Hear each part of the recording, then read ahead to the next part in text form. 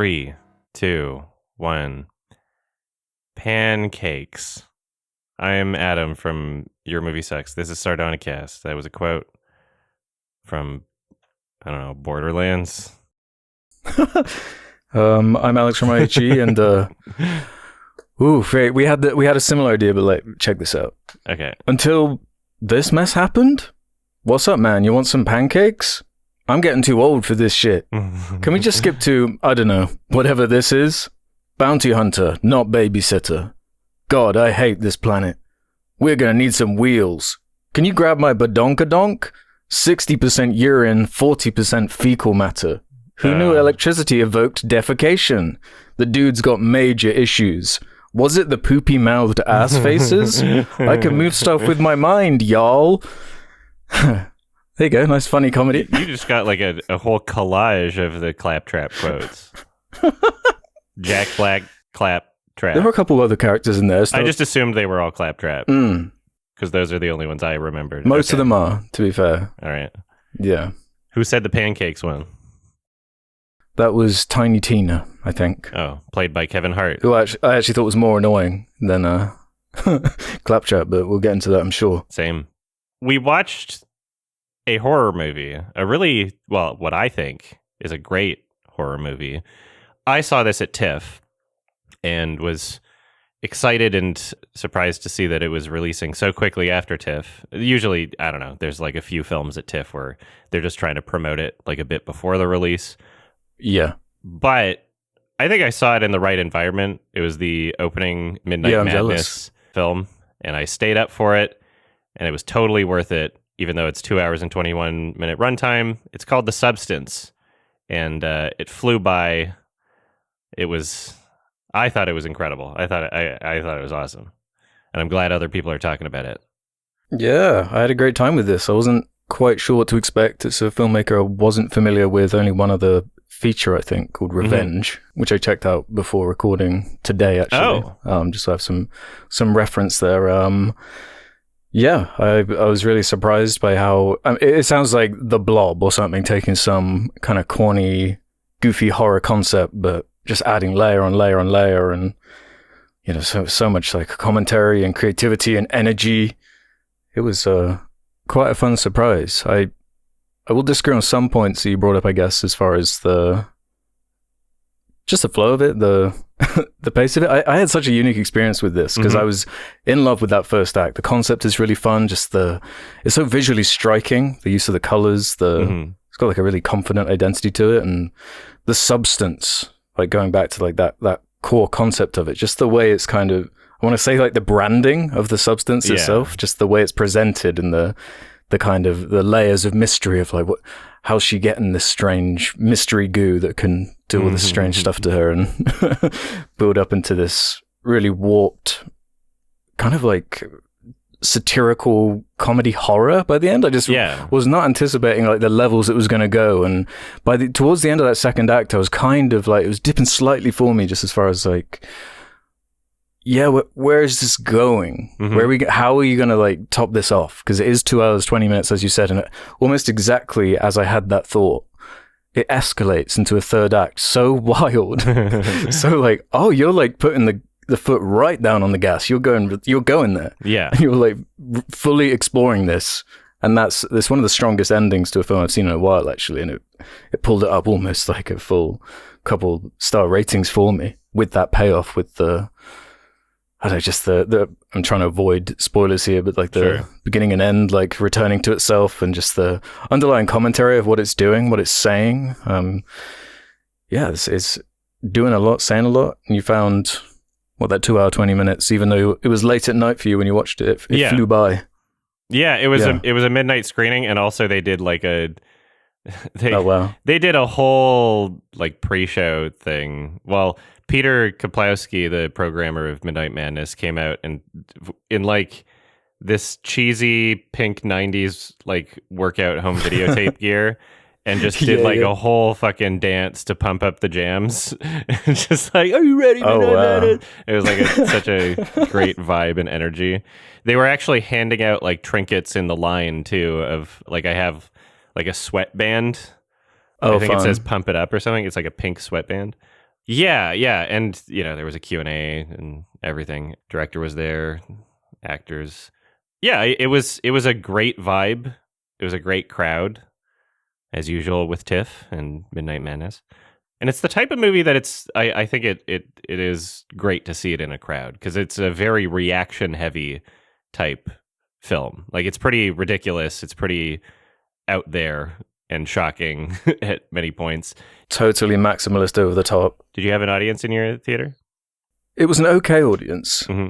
I was going to mention earlier how widely it's been released is kind of surprising to me. Even like little dinky cinemas near me are showing it. I thought I'd have to travel more to see it, so I'm glad that it's at least out there. But my specific crowd was interesting. Like, some of the conversations I overheard while walking out, just like lots of butts in that movie and stuff like that. But I don't know. I never know how to answer this with like British public, because we're so stoic.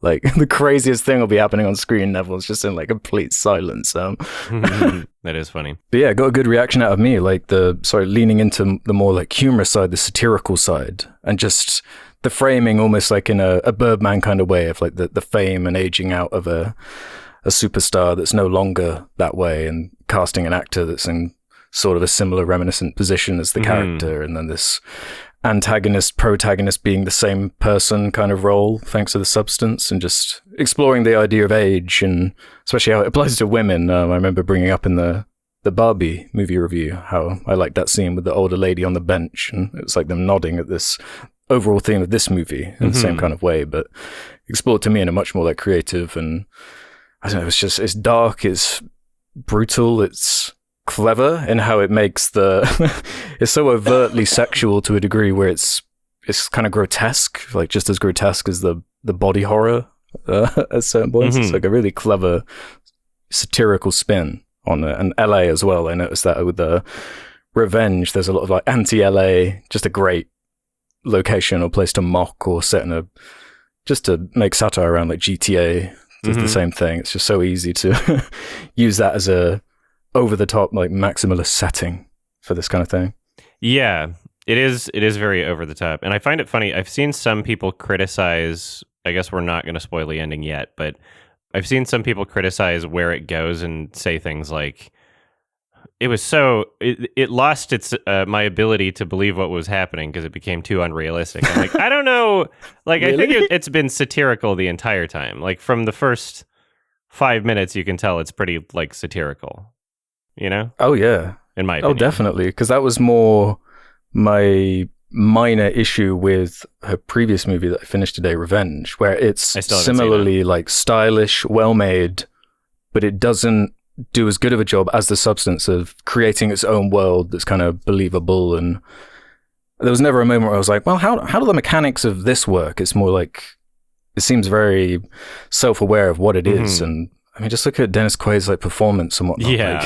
Like, it's not a subtle film. They used him correctly. Yeah. It's almost in that like lack of subtlety.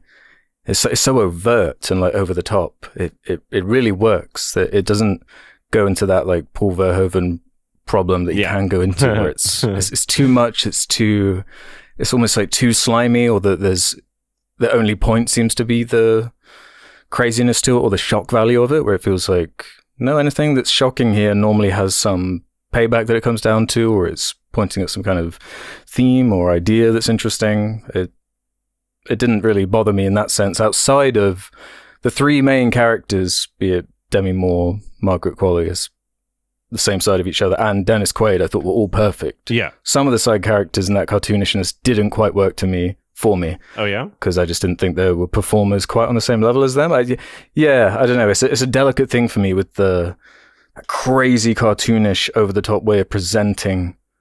There were just a couple scenes where it wasn't working for me, or like, how much credit am I giving this, or how much credit are they giving the audience when it is doing stuff like a couple of those corny flashback scenes to something that happened 30 minutes ago? And I'm like, that's always a nitpick for me, and bugs me when I feel like, oh, I thought you were giving me like credit as an audience member to like keep track of some of this stuff, and it's not like complicated, so I don't know if I really need that. But most of my issues were just kind of nitpicks, kind of like that, just some of the tonal cartoonishness, and it's just so extra.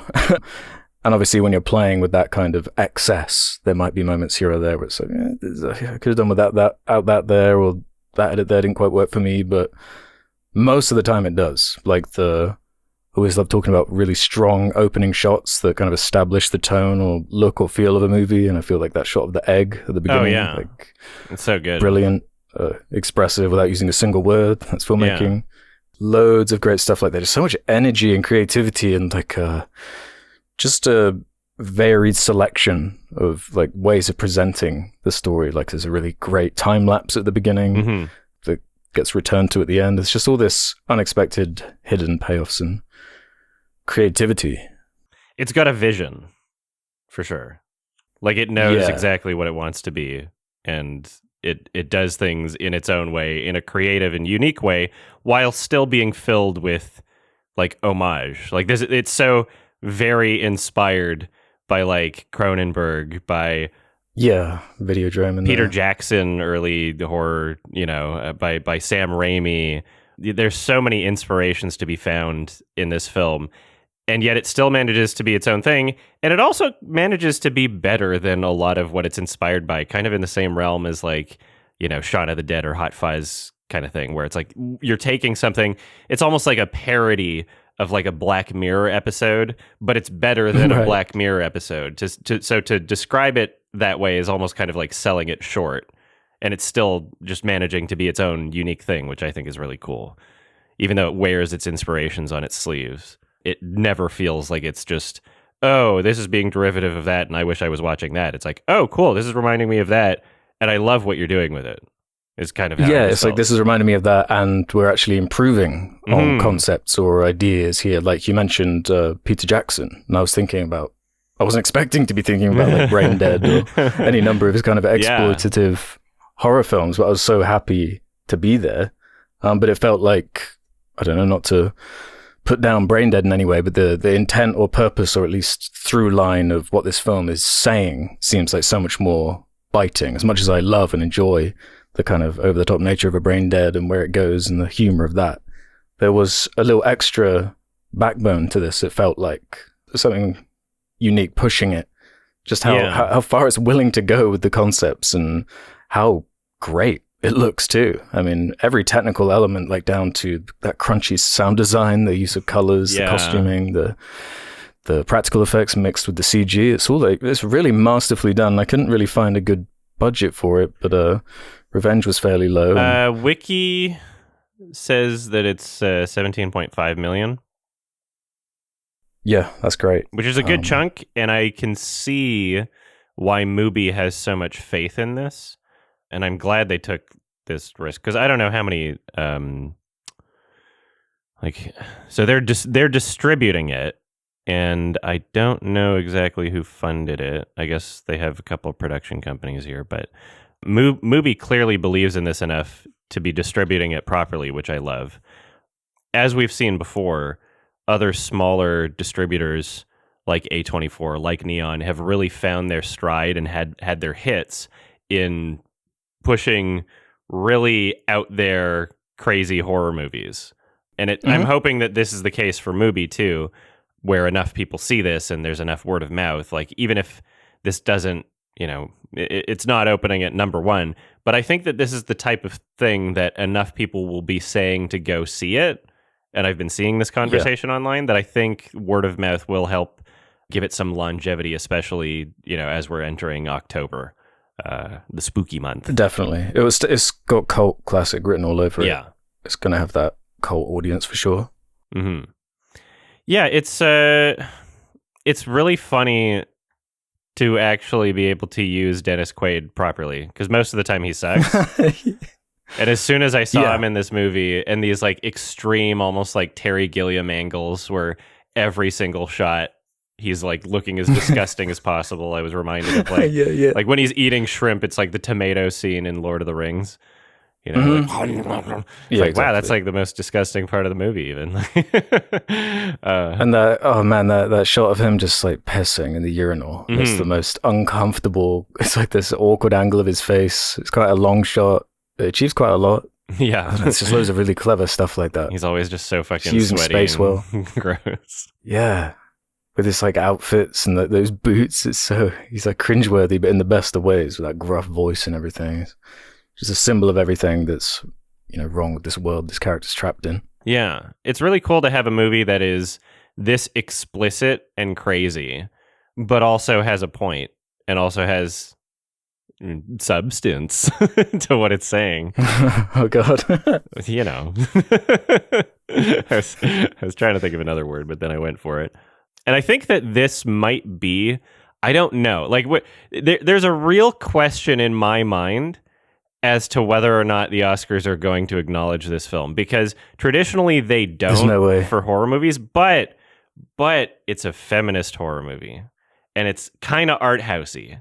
It won Best Screenplay at Cannes, right? Demi Moore, that conversation around, her performing in this movie and the juxtaposition to like her real life in some minute way, but at least the perceived idea of, female actors getting old and not getting as much work because of age, et cetera, et cetera. I think there's enough of that conversation that maybe this might just be some kind of an exception at some point. We'll have to see. I genuinely don't know. Yeah, like what category though? Like makeup? I don't know, like Demi Moore's performance, makeup, cinematography, screenplay maybe. Like they gave screenplay to Promising Young Woman, right? Whereas like that seemed like a weird outlier that if it wasn't a feminist movie probably wouldn't be nominated, right? But that film is really tame compared to this one, right? I know. But this one also has a lot more creativity. As far as I'm just thinking about like an 80-year-old who's choosing like an Oscar pick, like I don't know, they might see it as like Gaudi or something. Well, I don't know. I don't know. I'm not confident in either direction, but I'm willing to entertain the idea that they could potentially surprise us and make an exception, because they have been doing some, surprising exceptions in the past like 5-10 years in other ways, right? We had the first foreign language Best Picture winner and, a lot of things that have gotten nominated over the past however many years. There's been a good enough where it's like, oh, okay, you're trying to address some of the criticisms with your picks over the past however long, right? So we'll see. I think that there are enough like awards centered and industry people talking about and recognizing this movie that I think it's at least not impossible. And I would like to see something like that. I predict it's going to get one sympathy nod. That's what I put my money down for. Like one nomination. Yeah, just say, look, it exists, it's there, maybe. Yeah. But they're so skittish about horror, though. So it's because they don't want to have to put horror clips in the clip show. They don't want to scare people away from the broadcast, is what they're trying to do. Just imagine the substance, like getting nominated for makeup. Like, what do you show in the clip show? Like, which ass shot do you show? Yeah. Which gore shot do you show? Yeah, this would be a good one to see with your family. But that would just make the Oscars cool. It would be a cool Oscars, but they don't want to be cool. Fuck the Oscars. Well, that's the thing. I don't know who the audience. So what, they think their audience is like families. The nice Oscar slap family show. They're on an ABC television broadcast, is what they're doing. Right. Yeah. It's like I don't know. R-rated movies have been nominated and won, I guess, but like usually not gore movies.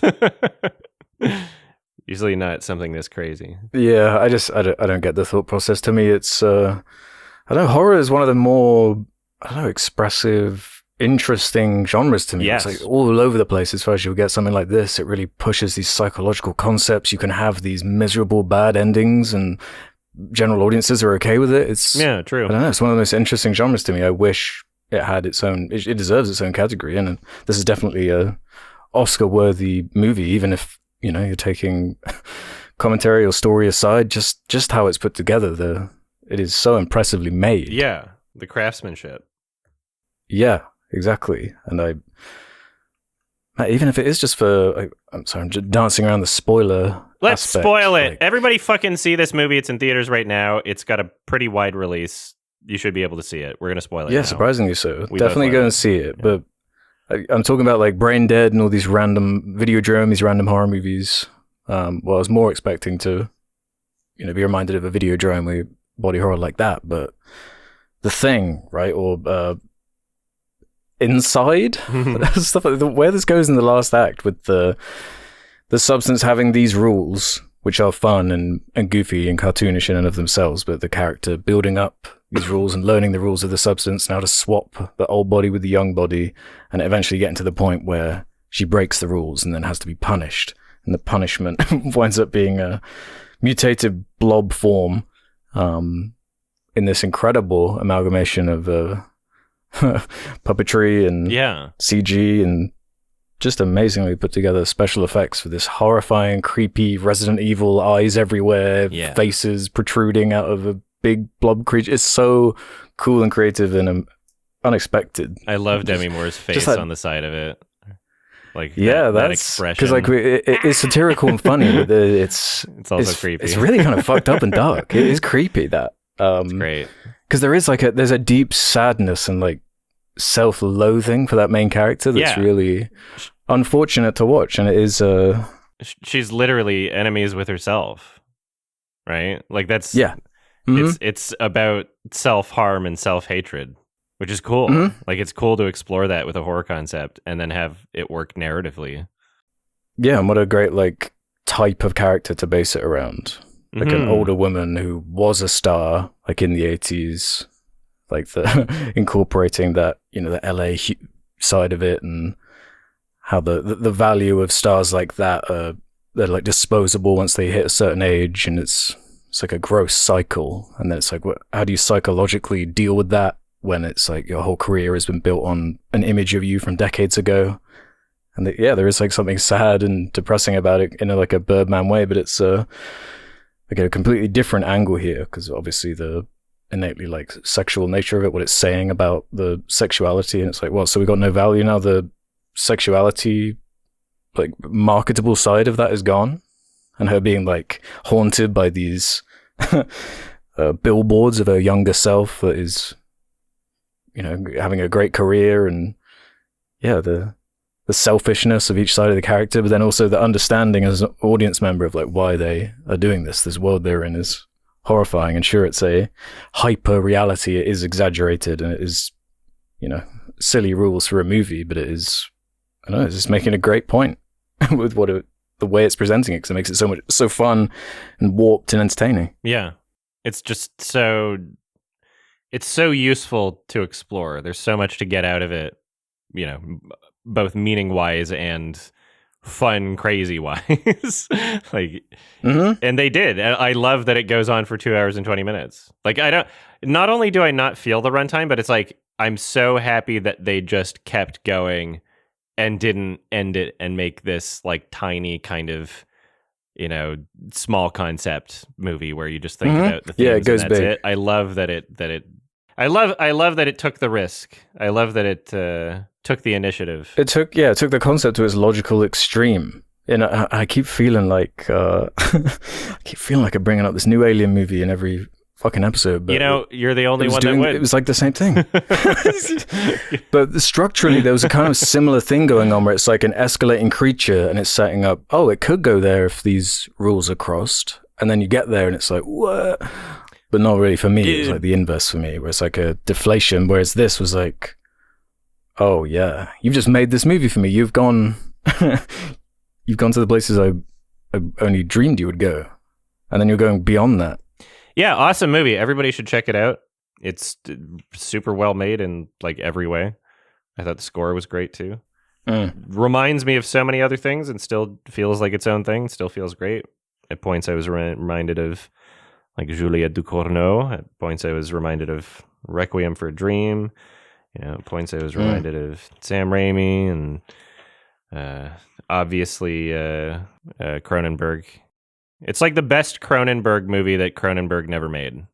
Like a spiritual successor type thing. Which is funny because he's still making movies. He's just not making good movies. And his son, right? Yeah. So someone's got to be making good Cronenberg movies. I thought it was also cool how it kind of is building in this like Ozempic thing. I don't know how intentional that is or not, or if that's just like a coincidence. Like Ozempic is kicking off right around the time this movie comes out, and it's about the injection that solves all your problems type Yeah. thing. I thought that was like a cool and interesting, and just like the whole addiction aspect of that was really compelling to me for that main character. Really, just sympathetic and dark performance there. But also, everyone knows they know the film they're in. It's not like Borderlands, where there are certain people that clearly don't know the tone they're even supposed to be going for.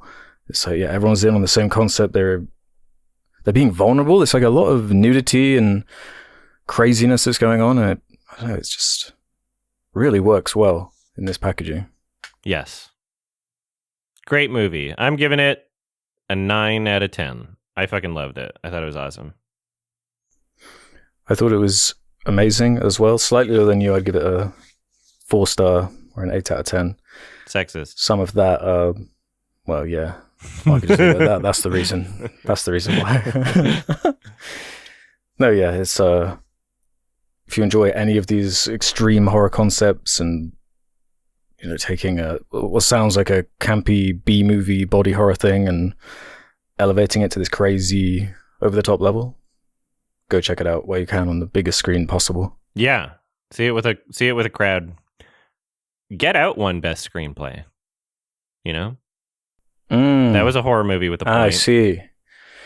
I feel like this You're has a right. shot at getting like a screenplay nom, and we'll see what else is competing. But Where I get hung up is the gratuity, though, which I love and I would not change a thing about in The Substance. But it's like Get Out is clever and scary, but I don't. It's not like this, you know. But it It's has not. a point, and I think that It does have a point. I think that the Oscars have been giving screenplay not necessarily to the best screenplay, but the one that's making a point. You know? Mm. Do you trust them to see the point, though? I mean, 'Cause, it's pretty explicit. They'll elevate something like Green Book, but like, will Oh. they? Well, Get Out, Promising Young Woman, right? Those, I think we might be on track to see something like The Substance get a nom. I mean, I hope so, just for the exposure it would give it and Yeah. the eyes it would put on it. Yeah, make this an Hopefully Oscar the- movie, fucking idiot Academy voters. Yeah. I know you're listening to our podcast, all of you. You fucking idiots. There was Fucking pieces of a shit. huge gap between Revenge and The Substance. Revenge was 2017, so that's a long ass time between. So hopefully it doesn't need to take as much, as long Yeah. as that's what the director wants. But That's been on my watch list for a while. How was it, by the way? I thought it was really solid. It was probably as beautiful as The Substance, not as like varied and more limited with its budget, but what it does for one of these, I don't know. It's kind of similar what you're saying with the familiar ideas. Everyone has seen the rape revenge horror movie, but again, it's like got a real good commentary to it. Some really great like symbolism going on. Great color work. Every frame a painting type look, just like this movie. It was, yeah, entertaining. It just didn't. I don't think it has the confidence and identity that The Substance has. It feels like an escalation in basically every avenue, but definitely worth checking out. Revenge too. I'd recommend that. Yeah, I definitely will. Awesome. We saw Borderlands. Sorry, I'm a little sick. That's the appropriate response. That was part of the title. That was the full title. That was the original title. The French title was. Oh right, yeah. You know, Pretty cool, huh? Eli Roth has been killing it recently, and by it I mean his career. He was never a great director. He's such a weird filmmaker. But he was friends with Quentin Tarantino, and that's what matters. Yeah, he's in that trilogy of like Tarantino, Eli Roth, and I'm blanking, Rodriguez. You know, they the trio. all kind of are in each other's movies and help each other out. Yeah. But he is the one. He is more of a like odd one out as far as like Talent. I don't know. He plays with like these ideas, and you see these moments in some of his movies, not all of them, where you're like, oh, what is this scene doing in this movie? This is like really expertly done, just like out of nowhere. And then it will go back to being this fratty, douchey, like unlikable piece of trash. But there will be that stuff in there, like a cool concept, or like what how are you mirroring these themes so well? Like what this is so unexpected and strange. Like, you clearly know how to do it, but like, what's stopping this coming together fully? Did you get that in this movie? Borderlands doesn't really fit into that, though. Not at all. No. This is like, it's way beyond any of that. It's voiceless. Yeah. He didn't direct. The algorithm directed this. It wasn't. It's not like art. No. No one wanted this. No one wanted to do this. Yeah, it's definitely not inspired. It's definitely not, like, it lacks a vision for sure. Yeah, we're in that kind of Uncharted problem where you get the Uncharted movie and we're like, the snake eating its own tail thing, where it's like, well, this is like Indiana Jones and Tomb Raider, which are movies, but now we've got a game that was inspired by those movies, but now we've got a movie based on the game, and it's like all these layers. And Borderlands is the same, where it's like it's a bit of Mad Max and a bit of all these other franchises Fallout. and things, you know, from like a bit of Fallout, and just you've seen everything in this. And the thing is, I don't know how you feel about Borderlands, but well, let me just pose it as a question. How do you feel about Borderlands as games? I mean, as games, well, I enjoyed the first two, never played the third one. Mm-hmm. I don't like them for the story or characters. I like them for the guns and the shooty shoot. The gameplay loop. Yeah. It's like, it's that gun looks different as a funny reload animation. Yeah, and exactly. There's, that's the selling point. And it's funny how that was never incorporated into the film, and I don't think it's impossible. I don't think it's impossible to incorporate that into a film. I know we're talking about gameplay, right? But you could still have some of the things that are interesting or fun about the universe or the style of Borderlands and incorporate it into the film. You could maybe do a cel-shaded filter or something to the film. You could maybe have, I don't know, one scene at least where they're even talking about the guns, or there's something cool about the guns, because wasn't that the selling point of Borderlands when it first came out? Like, oh, there's all these different combinations. It's like this one has like fire damage and this has acid. It's like they kind of showed some of that, like some of the characters got poison damage at some point, but there wasn't really any like there wasn't anything to it, you know. They never no. It wasn't consequential. It just kind of happened. It really seems like they didn't understand why anyone enjoyed the games, because nothing about the games that was good was in the movie. It was just like, okay, we take some really annoying characters. I don't know why the fuck Tina's in this whole movie, by the way, because she wasn't even that big of a part. Oh, I can tell you games, why. Right? She's like the fan favorite marketable character. Everyone's obsessed with Tiny Tina. She got like her own DLC and all this and all that. I mean, gamers would be obsessed with the Whereas, girl. like, I know. That's the thing, though, right? Like, I agree with you. They're fine as games. They're totally fine. That's why you play them. But the world of Borderlands, the characters of Borderlands, they are. Oh my god, they're fucking unbearable. Not they are sticky. Unbearable. Not sticky. In fact, quite the opopposite. They Very only viscous. are allowed to exist in 2012. That's the only place they are allowed to exist. True. Like legally.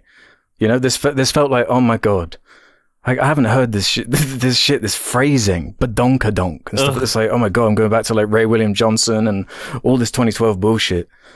It's like, how did you make that? How did you spend over $100 million on this? And the car is so cursed and wrong. Everything about it. The casting, like, why is Cate Blanchett this character? I've got nothing against her. Like, she's way too good for this. But like, way too the good. character's and a like little quite old. young in the games. Yeah. Yeah. Like, yeah, not to point to her age or whatever, but it's like, it is weird. I mean, it is weird casting. It doesn't make any sense. Insanely weird casting. There's like one line where she says she's too old for this, but it's like, okay, well, the rest of the movie doesn't work.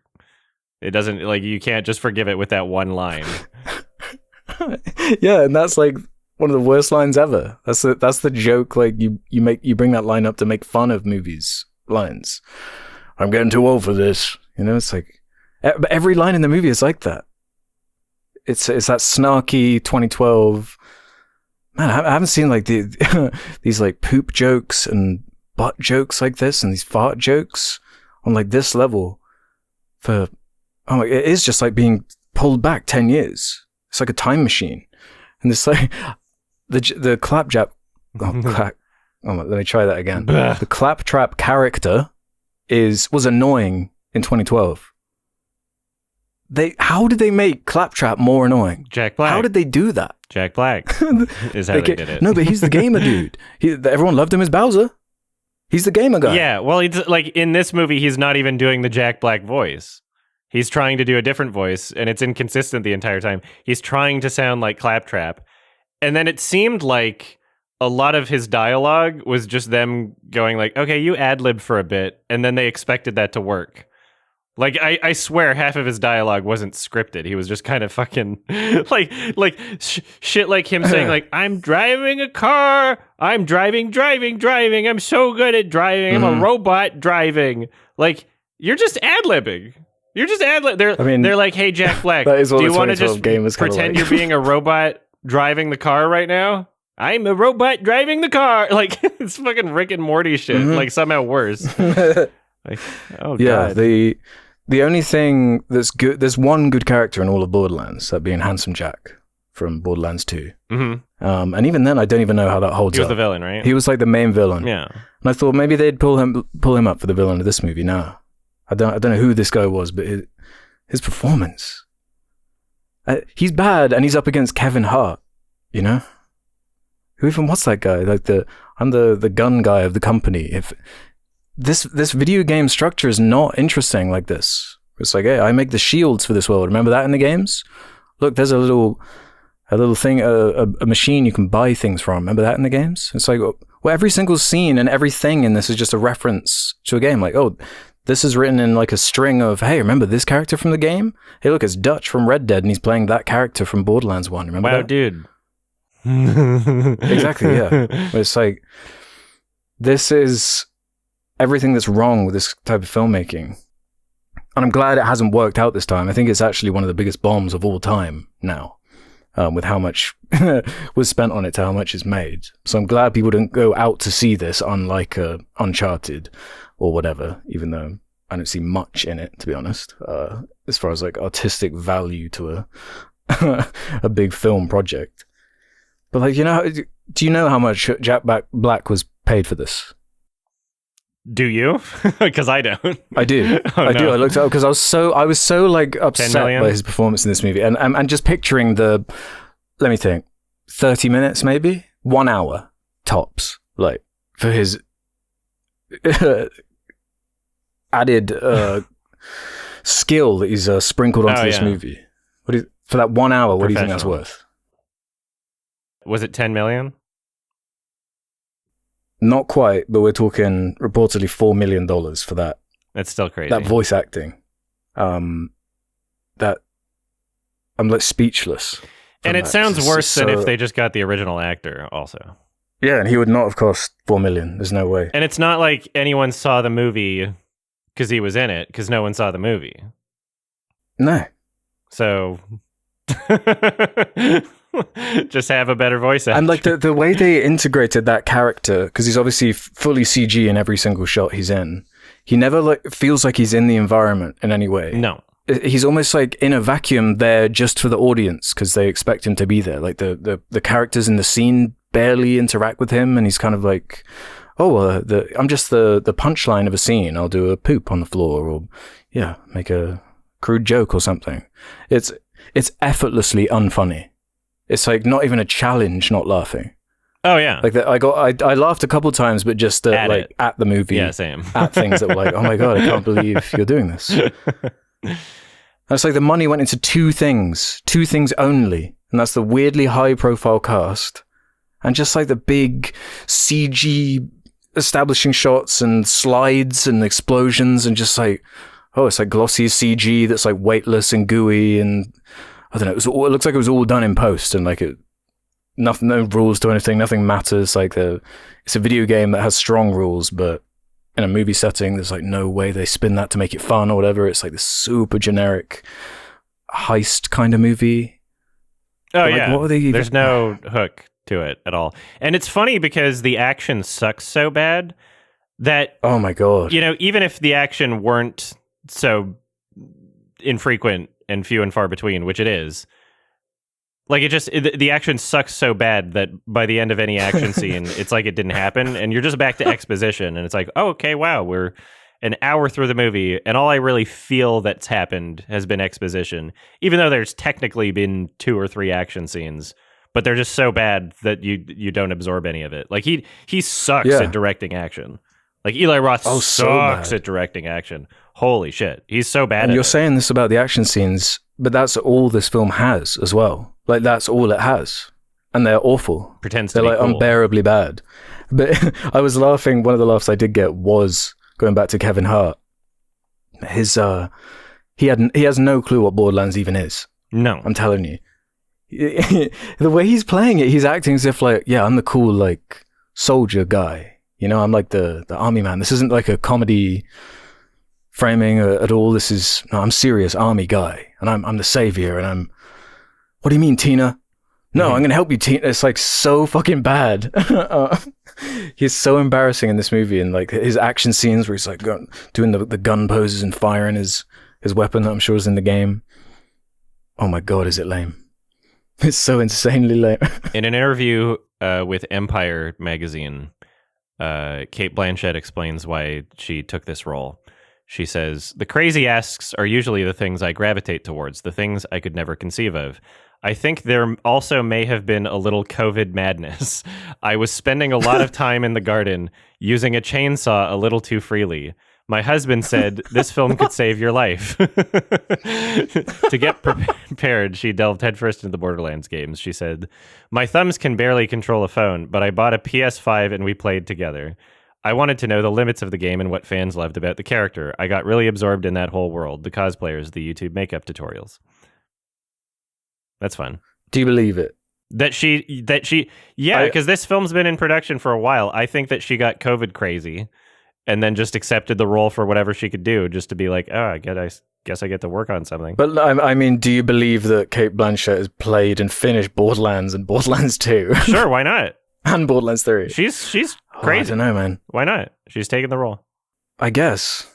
I don't know. I feel like it's more likely that Save My Life more means we get another nice house in Italy or something. Mm-hmm. I don't know. It's a big budget. I'm sure she got paid probably more than Jack Black. I don't know. She's the titular character here. But man, it's like every 5 minutes they find a way to make it worse. To just add a new character that's like, oh, how can this make the dynamic worse? It's actually crazy how they manage to do it. Every time they add a new character, there is a character from the games who also is kind of annoyingly written in the games too, but like nothing like this.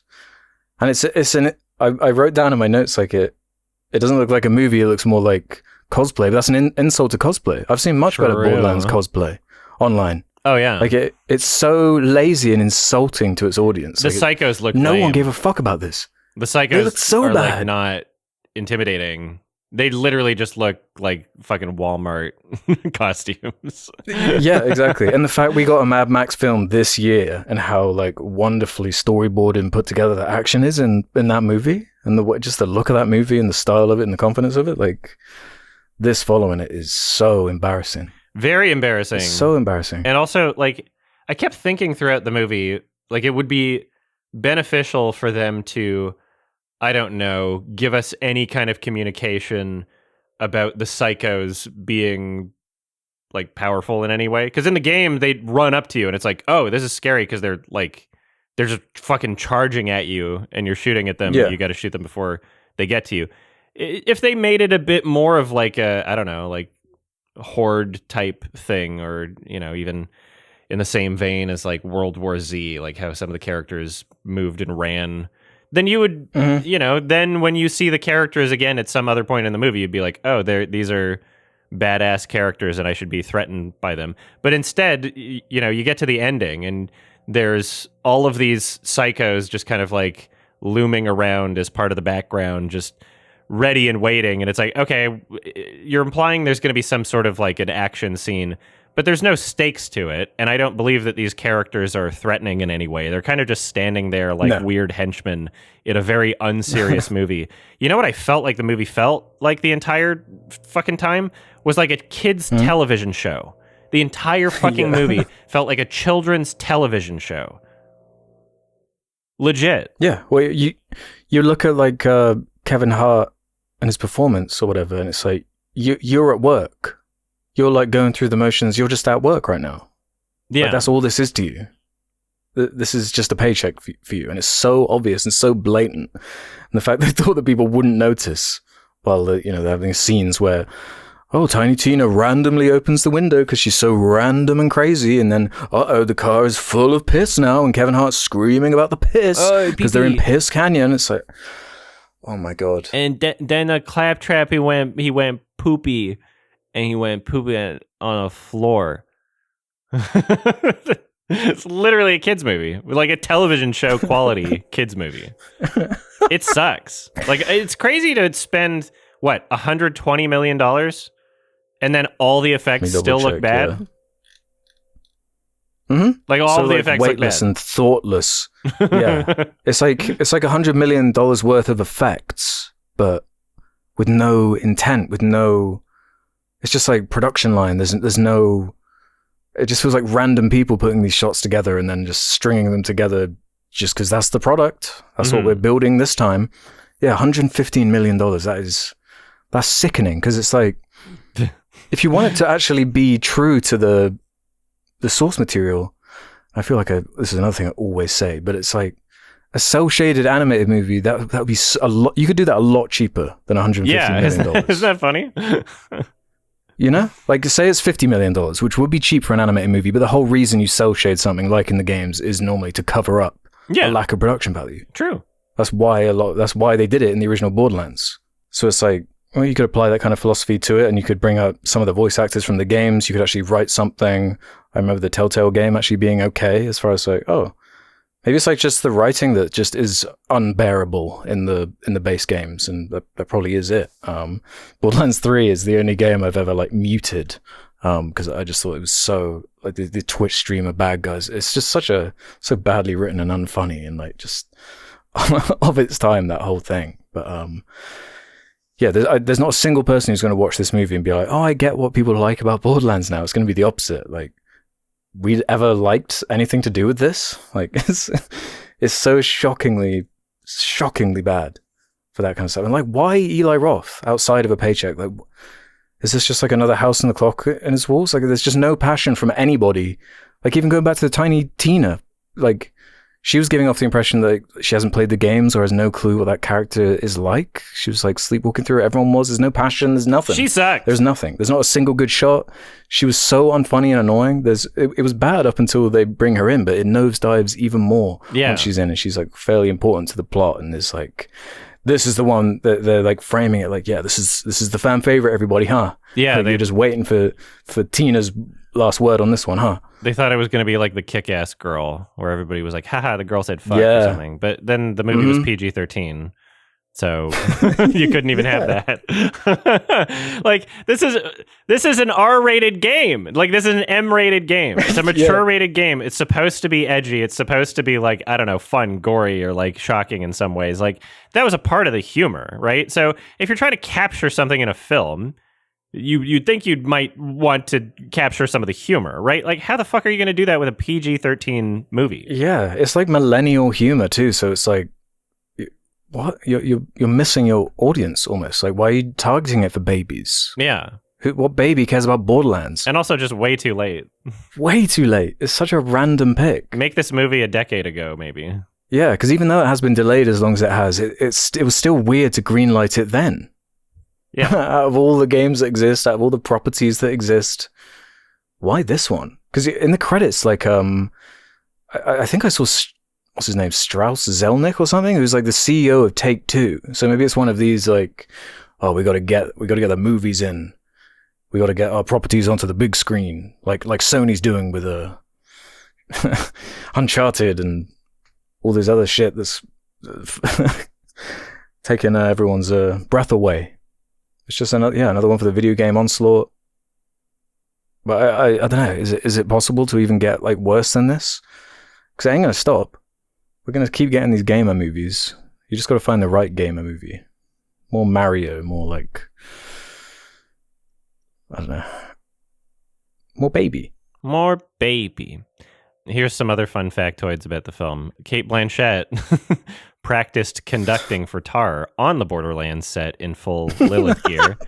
She was preparing for the role of Lydia Tarr while in her Lilith costume and would practice conducting on set. That's fun. There was a rumor, or maybe a misreporting or something. I want to clear this up because I thought it was true, and I just looked into it now, and maybe it might not be. But people were saying that Craig Mazin wrote one of the early drafts of the script and then made a pseudonym to not have himself attached to the project and invented a name, Joe Crombie. And so then people were reporting on that as if it was true, and then Craig Mazin's denying it, and then now World of Real reporting, they're saying that Joe Crombie might not actually exist, but now if you look on IMDb, it goes to Joe Abercrombie, who is a person that wrote a couple other things that nobody cares about, or edited some other things that nobody cares about, and then Borderlands would be his first writing gig.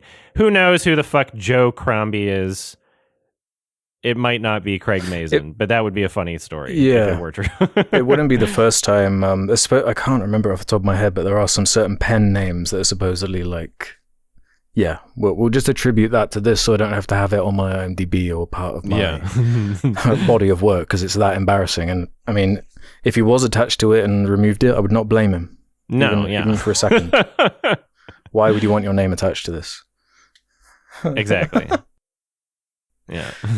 Oh, there's just so much wrong with it. Not a single good shot, not a single good scene, not a single joke that's funny. Doesn't explain anything about the Borderlands universe to make you like it in any way. No. There's your thing you have to find. The chosen one. Oh, it's crazy. The use of music is so lame and corny.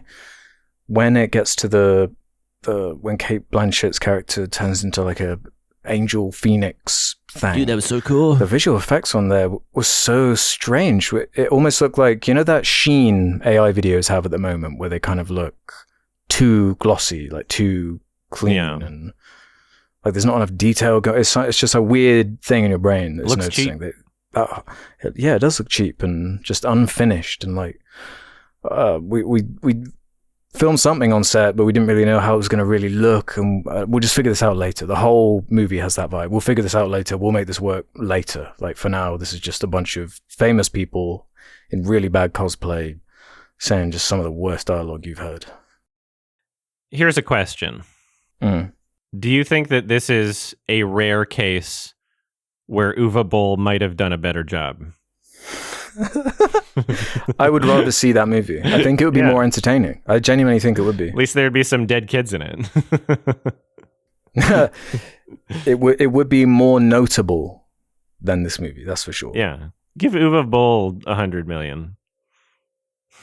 Let him figure it out.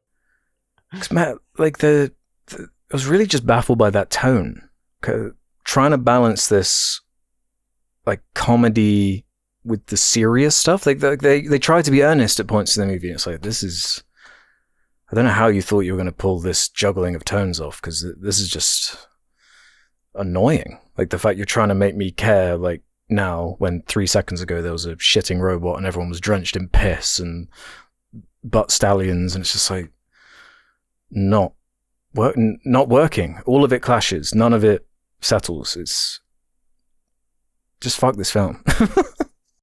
I'm just looking up some other stuff about it because I'm confused. So apparently Tim Miller was directing parts of it for reshoots. Oh, weird. Because apparently this screened to test audiences, and Lionsgate was like, it needs more something. Yeah, we need. And Tim Miller jumped in to do a bunch of reshoots, which is fun. Why not? It's fun. It's fun that when a studio is confronted with something that's obviously not working, they're like, let's just spend more money on it until it's good. Yeah, let's spend the whole budget again. Yeah. On just let's remake it. Random scenes, as if that's going to do anything.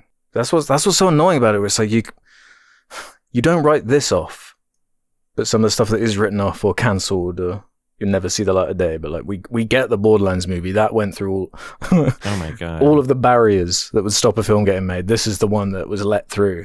Thanks, Eli. Here's a fun sentence from the Wikipedia page. Eli Roth stated that his French bulldog pooping gave him inspiration while pitching the film. Quote, I have to look away because she gets really shy. But one day I filmed her. She had that shy look on her face, and I was like, that's Claptrap. A scene of Claptrap pooping was included in the final film. What? That kind of says it all, huh? Yeah. Can you imagine that pitch meeting? Oh my god, to be a fly on the wall for that. It must be like how douchey it must have been. Man. Yeah. Dude, like Eli Roth is one of the biggest fucking douches in the world. I'm even pulling out phrases like douchey. I haven't thought about this stuff in 10 years. Yeah, it's such a time capsule in the worst way possible. Leave this shit buried, I say. Yeah. Eli Roth is like the notable person that flipped his shit over Jonathan Glazer's Oscar speech. Oh yeah. Like he's the guy that was like, you want all the Jews not here. Mm-hmm. It's like, okay, dude. I remember he's like in The Idol. He's like just shows up in these random places. Oh yeah. In The Idol, in Inglourious Bastards. He's got connections. Yeah, he is. He's got those friends, Tarantino connections. Yeah. But I'm thinking like a Rodriguez might be able to do like more with the Borderlands. Yeah, this is not an IP that you can't make a good movie out of. It's not even that complicated, really. No, not at all. Like, just be funnier. Just do like a James Gunn thing. I don't know.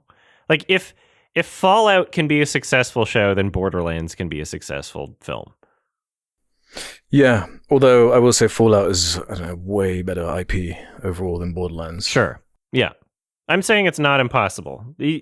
There's no reason this movie had to be this bad. Yeah, there's no excuse for how bad it is. But just write a joke. Like, no. All of the jokes are just like a reference to the game, or a piss, shit, or fart, or I'm too old for this kind of bullshit. I can move stuff with my mind, y'all. The stuff that, what was it called? Not Scalebound. There was like a PlayStation exclusive game that came out like last year or something, and everyone was making fun of its cringe Marvel dialogue. It's right behind me, isn't it? Dustborn? Yeah, that one. I'm playing it now. It's great. Yeah. It's that level of writing, basically. It's like this ancient idea of like what cool, hip, funny writing was. Like comedic dialogue. It's so... Like 60% urine, 40% fecal matter. That's like a line in the movie. That is the movie. That is what it's made of. Yeah. Eli Roth is 52 years old. And it really feels like it in this film. That's I love that. It's making a hit movie for the kids. Ew. I hate that. I don't want to think about this movie ever again, but I'm hyped for Borderlands 2. They can fix it with Borderlands 2. Oh yeah, this will definitely get a sequel. I think Lionsgate, here's my prediction, Lionsgate's going to fucking go bankrupt and sell to a larger studio. They're going to get bought out. They've been making terrible business decisions. They've got like a triple whammy of flops. Like 3 in a row right now. There's like the Crow remake. That looked hilarious. This, and there's like one other one that just like absolutely because they basically rely on Hunger Games, don't they? That's like their so they've got like thing. a couple IPs which are big. Hunger Games, Twilight, John Wick, Saw, and Saw. But like they keep greenlighting these things that are just like obviously not going to work. They've got Megalopolis, don't they? Yeah, what the fuck are they doing? Why would they try? That's like the dumbest fucking thing you could ever try to distribute. Ever. Like, that's going to be a huge If Megalopolis is the end of Lionsgate, that's going to be... Oh, that would be cinema. Wow. That would be cinema. Yeah, I wouldn't be surprised. Because WB is also having a bunch of financial problems too, so it wouldn't be surprising if they were bought up as well. Oh, yeah. It's all going to be trickled to... yeah. But who buys it? Is it even like legal for like Disney to buy WB and stuff like? I think it is legal. Get into like so that's not like an antitrust thing to own Marvel and DC. I mean, as an example. I think it would just happen, and then if somebody decided to make an inquiry, then they could challenge something. But like, I think they can just do it, and unless anybody challenges it, then who's going to stop them? The hype for Batman versus Iron Man would be too strong. On paper, we have a lot of like antitrust laws and anti-oligopoly laws in the US, UK, Canada, but we can see examples of that happening where it's like, okay, all three of you telecom companies are colluding. There should be an investigation and nobody cares, and they're not doing it because you're being paid off, you fucking piece of shit, Trudeau. So I think I think it can just happen, and even if the laws are on paper, it doesn't matter. Mm-hmm. Yeah, so maybe Netflix will suck them up. Get Disney in there. Yeah, I wonder who's going to buy Lionsgate. Because I feel like, what are they doing? Just legit, what are they doing right now? Yeah, they have nothing. They've got Now You Three Me. It's going to come out. Well, they released Plane. Oh, Plane. That's awesome. Some of the random Divergent. If we just Tails walking. look at, I feel like if we look at A24 and Neon, like they're doing pretty good for what they're doing, Mm-hmm. Like release medium budget films, fund medium budget films. Exactly. That seems to be the biggest difference to me. Is like they actually structure the finances in a way that like makes sense for like the potential reach of the projects they're choosing. And even if there is a $20 million film that doesn't bring its money back, it's 20 million compared to 200 million, like these Indiana Joneses. Exactly. Whatever. It's just completely unsustainable. And you can make something that's a hit that you didn't spend $100 million on. Mm-hmm. Yeah, it's not like there aren't examples of that. There are countless at this point. It just seems so obvious. And I'm sure, I don't know, it's always the same case where like the people underneath the money, I'm sure the people working on the Borderlands film, doing the animation on set, working the cameras, they know what this is. They do. But they got the green light. They're doing their job. Like, but these people at the top, they just green light this dumb shit. I guess these pitch meetings from Eli are just they must be so juicy, so convincing. My dog poopied. Because $100 million investment, they're looking for almost $1 billion back from that. Which in what world are they going to see that kind of return from a franchise like this? It's so crazy. They just look, they did it, so we can do it. We got it. So like, they look at a Mario movie or a Sonic movie or the Uncharted movie and they're like, yeah, well, we've got a video game. Borderlands. Video game make money. We do that now. Yeah. And it's like the worst shit you've ever seen because no one cared or tried and just took the No one gave a shit. Yeah, apart from Claptrap. Nobody watched it. Like, it's funny because we were both morbidly curious, but we both were kind of like, there's no way we're seeing this in a theater, right? We're waiting for the digital, and if we don't see it in a theater, the digital will come very soon.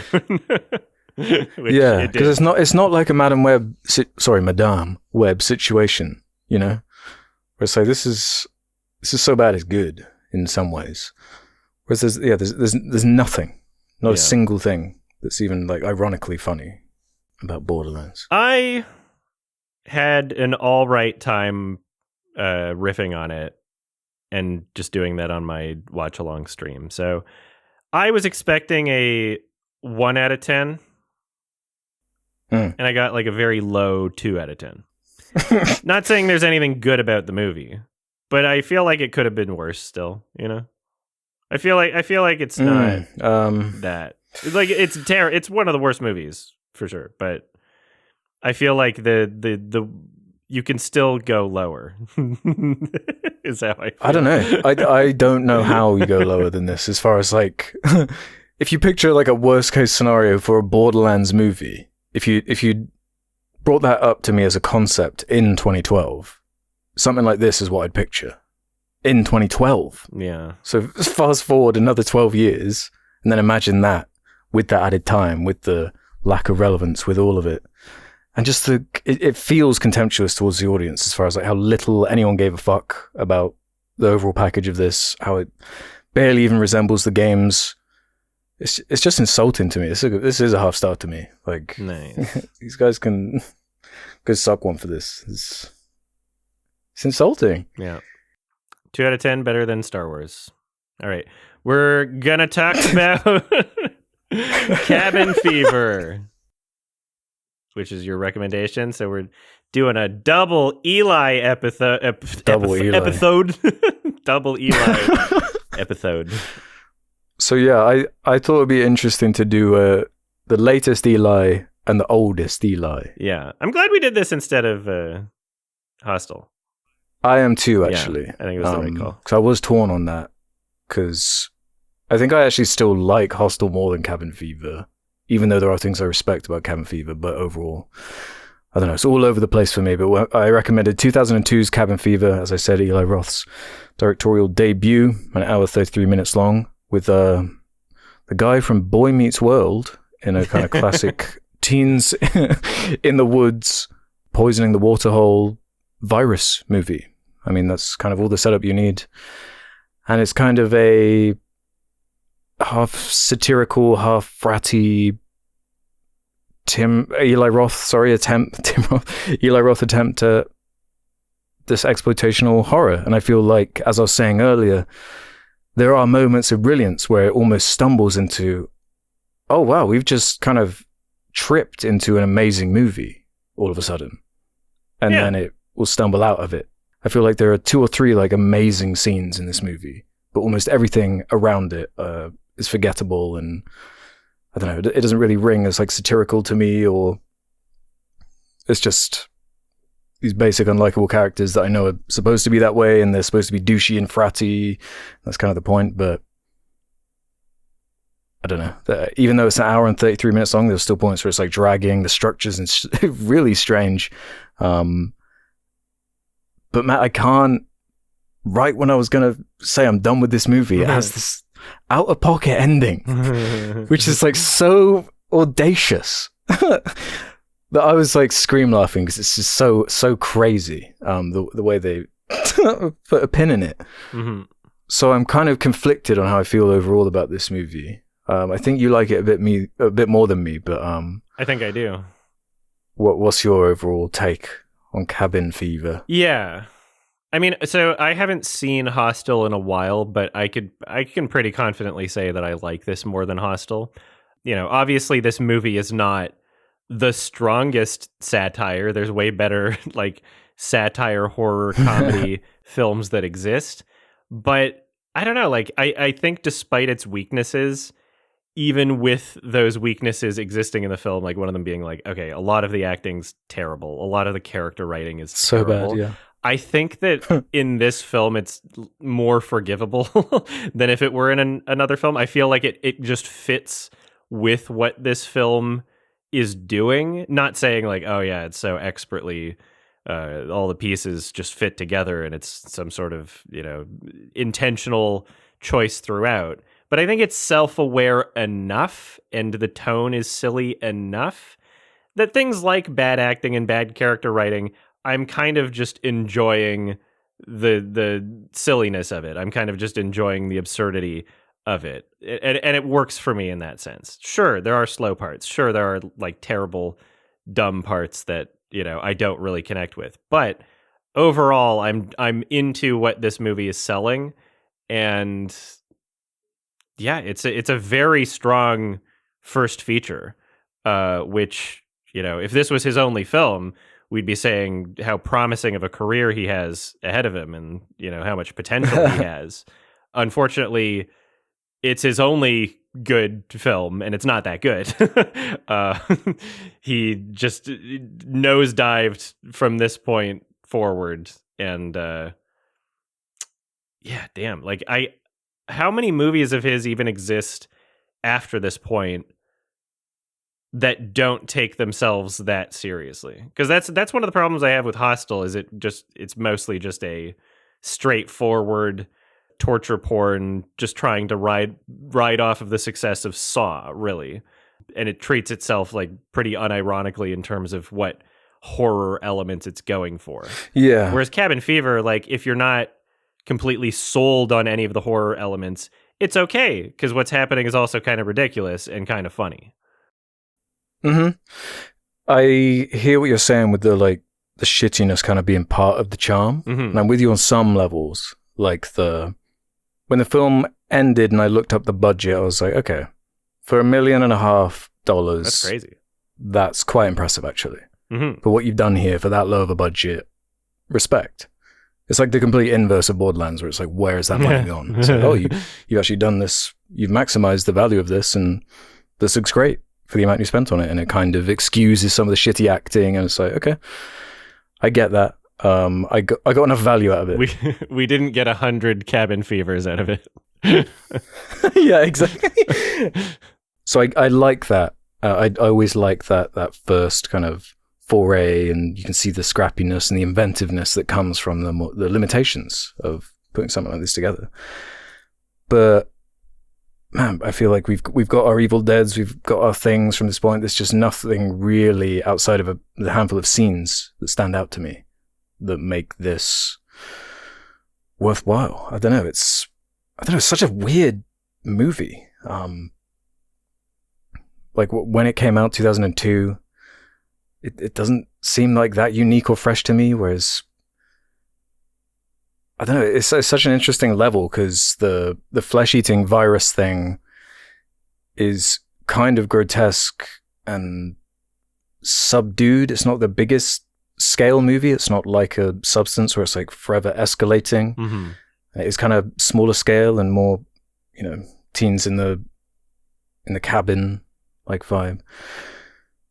But it just stays kind of trapped within this window outside of like the first time I got out of that window and was like, oh, this is like a great scene just out of nowhere, was that campfire story scene where the jock dude is like telling the story about the serial killer guy, and it's not just verbal, it actually goes into showing the visuals of the story, and Eli Roth shows up in one of his weird cameos like in the bowling alley, and it's like, oh, these visuals are funny, they're silly, they're complimenting what's happening. This is like this has good presentation, good energy. It's not like scary, but this is fun and like a entertaining tone. But yeah, I feel like they're siloed off, these great moments, like in such rarity that I don't feel like I'm getting another one of those kind of scenes until like way later on, where you're like, the shaving scene in the bath, I think, is another amazing cringe-worthy scene where it's like, oh, you're utilizing filmmaking here to make me uncomfortable with the sound design of the blade going across the legs and the visuals of it. It's like, oh, this is awesome. It's like martyrs with the blades over the arms, and I'm like cringing at the visuals, and it's like, that's cool. Where's this? And then just the crazy way it ends, like it keeps kind of shifting perspective characters until you wind up at this ending scene that's almost detached from everything that's happened, going back to this like storefront where there's like a throwaway racist line earlier in the movie. And it's kind of like the bullet point they end on, with the like racist looking dude in the shop, like he's acting all suspicious when these black people come walking by the shop. He goes over to get the gun, and then he turns out to be like a wigger, and it's like, yeah, I cleaned your gun for you guys, and it's such a crazy ending. It's so funny. And audacious is the word for it. It's like, you know, it's what? Shitposty. I've got to give you credit for that. Yeah, that is shitposty. It's a joke. I like that it knows it's a joke. That's an amazingly weird joke to end it on, and I respect that. I respect a lot about this movie. It's just, I think it is also in hindsight, because I had this rated like really low, unfairly low from memory. I had it as like a 1 star or something, and I remember why. It's because I went through most of Eli's movies, but in like the wrong order. I was doing it his more recent stuff first. So by the time I got there, I was like so kind of sick of his shit. Over him as a director, when perhaps it was an unfair way to do it. Because you're right. If this was the only film he'd ever released, it'd be like, remember that weird cult, cool, weird horror movie, Cabin Fever. But it's more like, I remember when Eli Roth like had some signs of something kind of interesting. Because, like Green Inferno, Knock Knock, House with a Clock in Its Walls. No, those are like some of the worst movies ever made.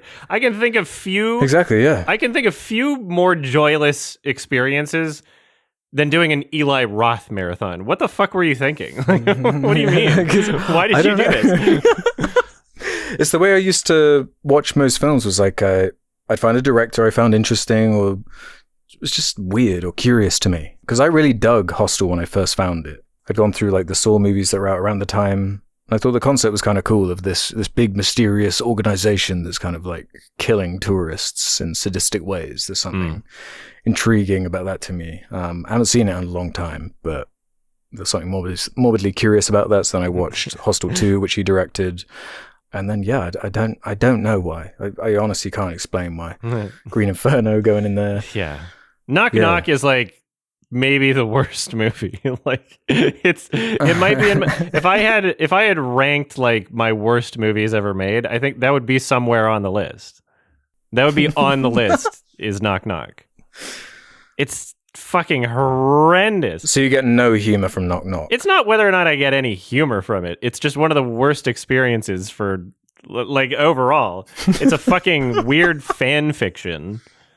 Yeah. And Keanu Reeves is like, I feel bad for him, like as the actor, the entire time in that movie. Yeah, it's kind of humiliating.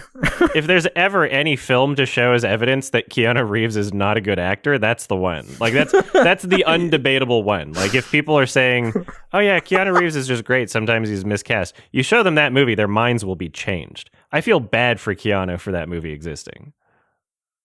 Yeah, no, I regularly watch that scene where he's like buried in the garden watching the phone. No, and his performance.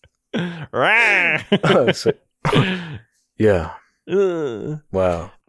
Fun fact: the smiling bald guy in the bowling alley scene was not Eli Roth, but was his brother Adam Roth. Oh, really? Yeah. I always thought it was Eli too, and then someone corrected me. Oh, I thought he was in it twice, but if that's his brother, that means the other director, or the real director cameo, was the character that shows up mere minutes after that story time. The like guy with the bag of weed. Yeah, which is funny because it looks like it's just the same guy twice. Yeah, it looks. Yeah, that's why I figured it was. They look identical. Him in both, but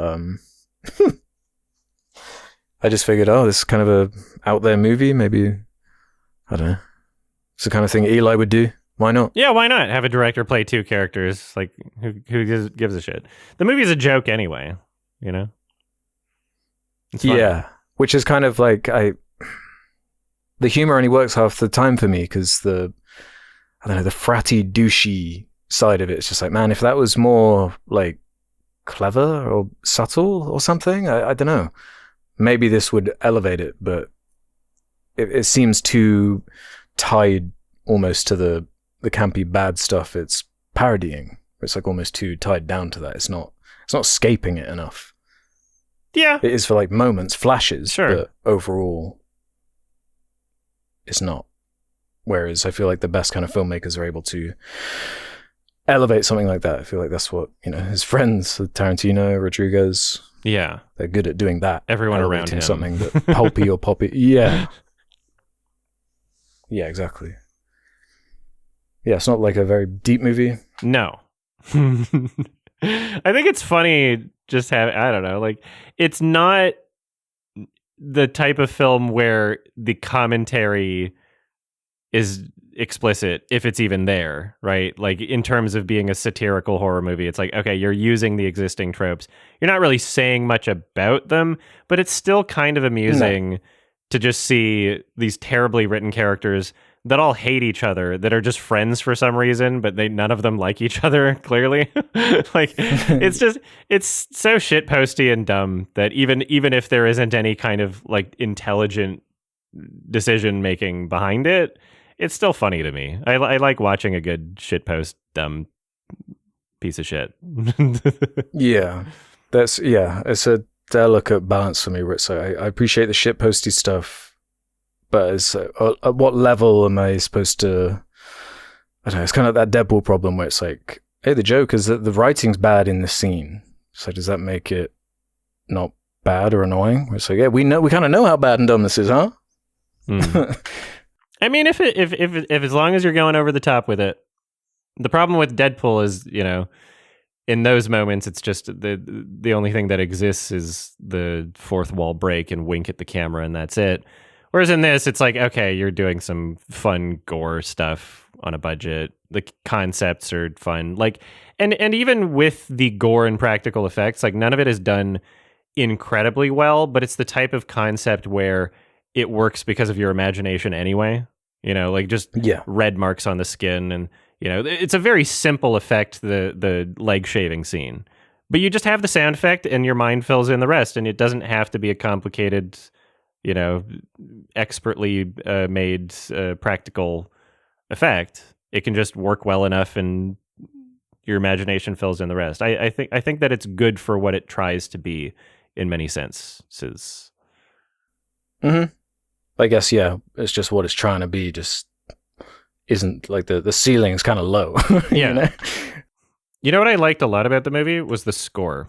I love cello, and I thought that it worked really well. And it's memorable. It works like it adds a level of tension to it, but still doesn't take away from like the silly nature too much. But it does elevate each scene that it's played in, I feel. I don't know if I ever really felt tension in the movie. It was more just kind of like silly and entertaining, and the fratty douchey characters or whatever, and the way they're clashing was where I was getting my enjoyment from. And also kind of, again, in an inverse way to Borderlands entirely, was enjoying the time capsule nature of it. It is a little early 2000s time capsule with like how many of the punchlines and the jokes are just like, you're gay, and like this kind of stuff. That was kind of like being thrown back an extra decade. Watch Borderlands to go back to 2012. Watch this to go back to 2002. True. Pancake scene, a classic. Dennis. Yeah, it's got some good scenes. It's got some funny moments, but it's like as a whole, I can't. Okay. It was kind of funny, like how they justify because it spreads through the water. And it's like the jock dude is like, I'm only drinking beer as a challenge. And it's so silly. That's silly, but that's the kind of silliness that sort of works for me, where it's like, you're indicating that you kind of care about the setups to what you're doing. And it's like, oh, is he going to be the survivor then? And it's like, this is kind of a little bit more interesting. Like, indicating that you actually care about this as a film on some level, maybe. Yeah. Beyond just the shitpost nature, which I do appreciate, but like, how far can that take you? I like the shot right after the chaos of the car getting broken and the guy vomiting in it, where they're all around the table and they're just explaining like, oh, that was so fucked up. What happened? And you have the main actor just like playing with honey in his fingers, and the camera like slowly. That was a good shot. Yeah. Yeah. It's a nice little touch because it's not only a great visual that's just interesting to look at, but it also kind of reflects the detached nature of the character. And yeah, like it's crazy to think that there's like a good shot in the movie or in any one of Eli's movies. Like a really great shot. Yeah, that's what I mean about him. Yeah, that's why I describe it as like stumbling. Where it's like, how are you reaching that like brilliance? Where it's like, if each shot was at that level, then you would have like a classic on your hands. Yeah. You know? To be able to just delve in that little bit, but not fully carry it. It's kind of what I guess made him interesting to me. It's just, he's just all over the place. He's not interesting in the same way anymore. That's for damn sure, but maybe once. I hear the Thanksgiving movie's kind of enjoyable, but I wasn't going to rush out to see that. Yeah, I'm not in any rush to see it. I don't trust Eli. I don't trust him. Yeah. I just, because of his name, I keep thinking about a scene of Daniel Day-Lewis and Paul Dano with the bowling. And screaming. Oh, yeah. Imagine Paul Dano is him in the bowling alley with the balls flying towards Eli. That's great. Drink your Borderlands milkshake, Eli. God. I think it's funny because having watched Borderlands right like the night before rewatching Cabin Fever, And the one particular thing about Borderlands that really stuck out to me was like, holy shit, he sucks at directing action. And then in Cabin Fever, I was like, oh wow, he's always sucked at directing action. Like the worst scenes are the action scenes. He doesn't know what the fuck he's doing. Like that in that chaos of like, you know, the gunfire and the guy vomiting and, you know, they're hitting him with the bat. Like the way it's shot and edited is fucking atrocious. And, you know, I didn't notice that when I was however old watching this movie for the first time. I was just kind of like taking it at face value and enjoying it for what it is. But now watching it again, especially with the the fresh experience of all the terrible action in Borderlands, I'm like, damn, he's never learned how to direct action this entire time. Like he's always sucked at it and he hasn't learned a single fucking thing. Like, he's gotten worse as a director. I'm not even convinced he directed those action scenes. You know, in Borderlands, whenever it turned into just a sequence of CG goo, every shot was just 100% CG. I just don't believe that he does anything for that. Like, it's all just affects people. And no, there was a bunch of, like, quote-unquote action scenes in Borderlands that were not, like, CG. Like, the one near the beginning where it's just, like, they're in the hallway and they're, like, shooting at each other. Oh, like, any like shootout, yeah, like those are just awfully directed. Like it's just horrendously directed action. Like there's no satisfaction to anything you're showing. Like they're relentlessly unsatisfying action scenes. And the same is true even in Cabin Fever. The small amount of quote unquote action that we get is just learn. It's been 20 years. It's been over 20 years. You're not going to learn how to do something? I feel like there are a few directors like that really just can't do action. M. Night pops into my head. He's really bad at it as well. Yeah, just no comprehension for it, apparently. No, but it's like, if you know that's not a strong suit of yours, you could hire somebody to help with the action scenes. Yeah. You don't have to do the action scenes. Or not direct the Borderlands movie. Well, yeah, we'll use that as an opportunity to get creative and like, well, I know I'm bad at action scenes. How can we imply some action or do something interesting? I don't think he knows he's bad at action scenes. CG cars flying around. Yeah. That's the thing though, is even with my critiques of Cabin Fever, it's weirdly memorable. I haven't seen it in a long time, but within 5 minutes, it was coming back to me. It was flooding back to me. Oh, I remember this scene. That's weird. I haven't seen this in so long, but I'm actually remembering a lot of this, which is something that's more that can be said for a lot of mediocre movies I've seen. True. Yeah, I'll be watching this movie however many years. You know, I'll always come back to it. It's nostalgic for me. Yeah. It's got a nice little special place in my timeline that I enjoy. I can see coming back to it. Yeah, I'm giving this one a 6 out of 10. I think it's a great first feature. I kind of agree. It's just hard to look back and be like, there was potential here. I don't know. To me, it's like this could go one or two ways. Where like, oh, there's like a shine in here. There's a spark in here that could blossom. Or maybe it was just like, it almost feels like an accident. Like it genuinely does. Like with all of it taken in holistically, all of his films. It's just like, I don't know, quite irritating to me, quite almost like a missed opportunity in ways, but still enjoyable. This will be a 2.5 star for me. I'm gonna give it a like as well, because nice.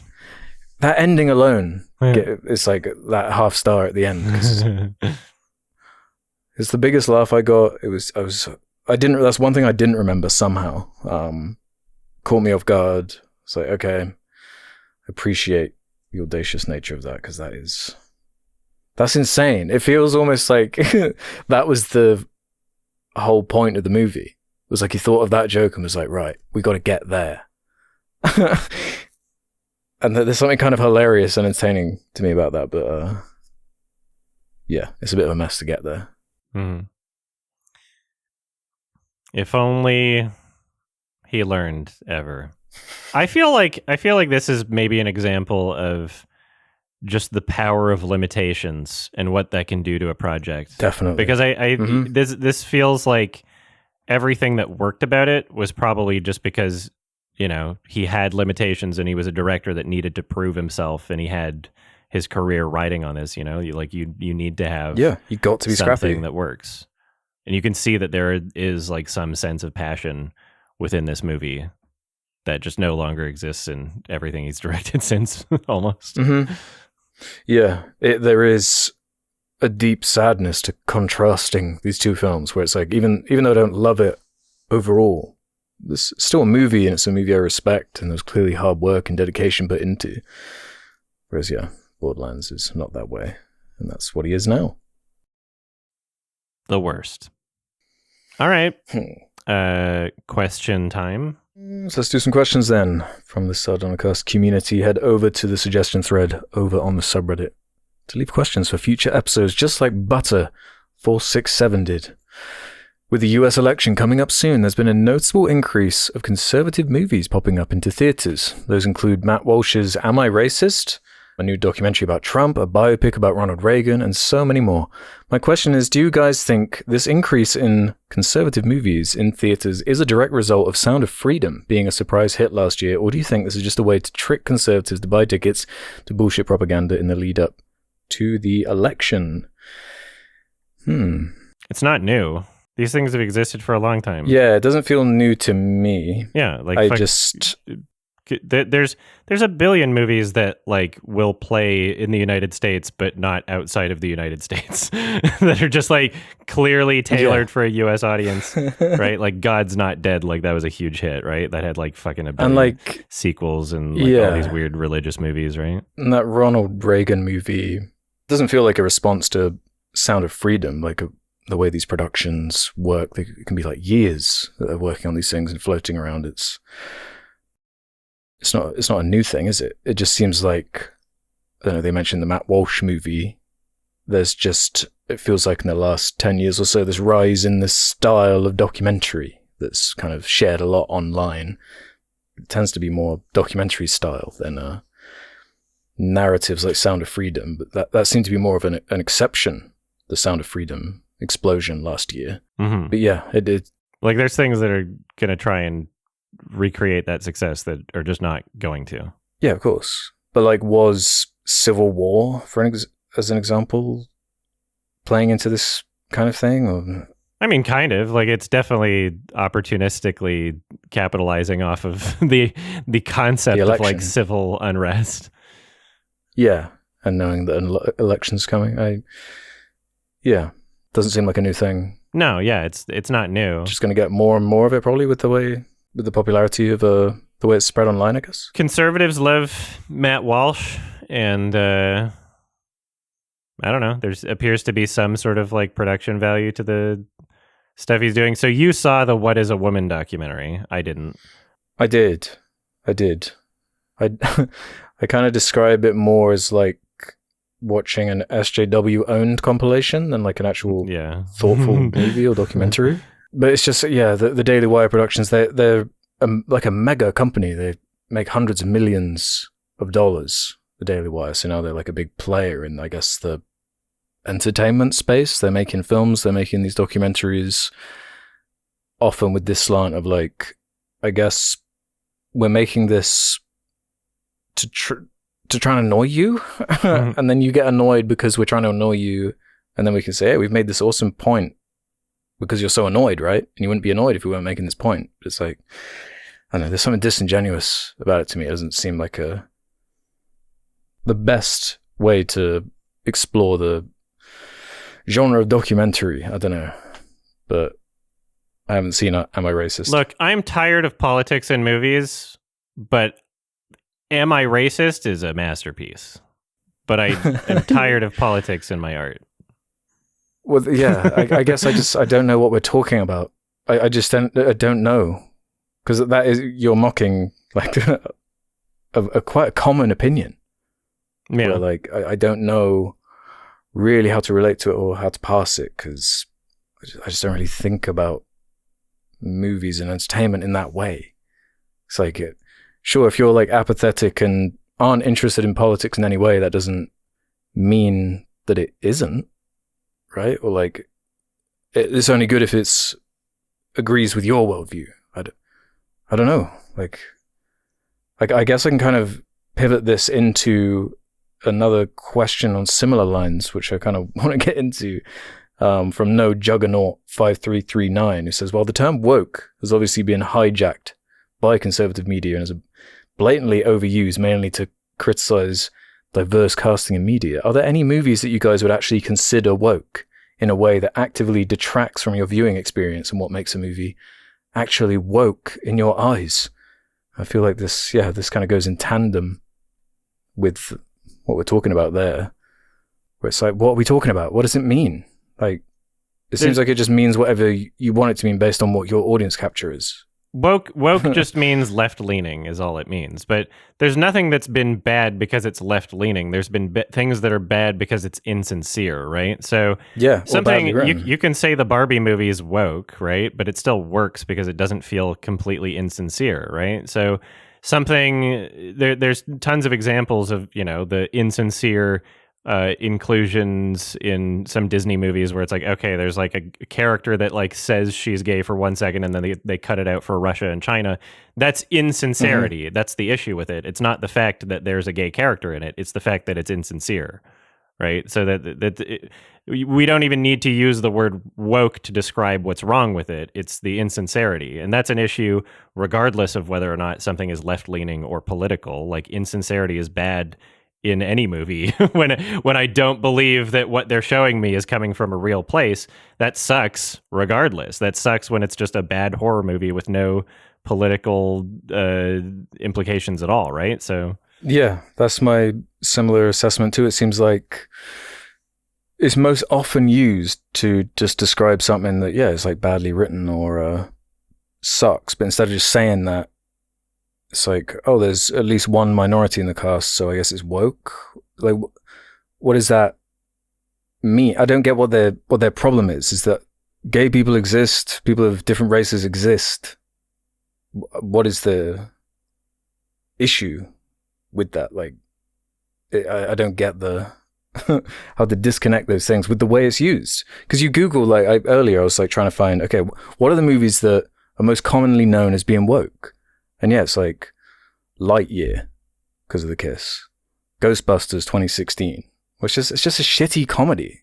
Like, it's just badly written, badly made. There's so much, Barbie, you said. Strange World, that's another one that's often in these like YouTube shorts propped up as like, look, Disney went woke and because of it they went broke, because of Strange World having a gay character in it, or the fact that it just looked insanely generic, had bad marketing, was not an interesting looking film, so people didn't see it. Like, I don't know. It feels like people just projecting this onto it. Yeah, you could describe movies like Everything Everywhere All at Once or Parasite as being woke, that they're just not insincere movies, and that's why they work. It's really not that complicated. Yeah. I don't know why people don't understand. I don't know. The fact that it's, you still see it, like, I don't know. I feel like the term SJW felt more like it was restrained to the internet. But now you see it on TV, they're arguing about wokeness. They're talking about like wokeness in like parliament in my country and stuff like this. It's like, oh, it's funny. What are we talking about? Because I heard, I think it was Chris Reagan brought up this awesome point on this note where he was talking about Seinfeld, how it was mandated that the Julia Louis-Dreyfus character needed to be added because the cast wasn't diverse enough. Mm-hmm. But in adding her, they almost objectively made the show better. She's the best one of the four. She's the funniest of the four, maybe arguably against George. Mm-hmm. But that made the show better. And if it was made better because of wokeness, does that mean... What does that mean? It just means it's pointless. Well, exactly, right? Like, so the inverse would be if her character sucked, then it would be like if, let's say, we had the exact same media echo chamber infrastructure audience capture thing going on during Seinfeld being a new show, then that would be like an example of, oh, woke killed this. Or it's like, no, it's the insincerity that killed it. You can still have a well-written character. So yeah, it's just if it's well made or not. Like, who was complaining about? Well, you can't even say that anymore because people were complaining about Spider-Verse or like Arcane, Game of Thrones. Even you could say is woke, but it's like no one says that just because you like it and you think it's interesting and well written. Like, it's a very easy way to assign blame while also giving treats to your audience that want to hear a very specific type of thing to tie it into larger cultural issues or a larger framing of thinking about the world.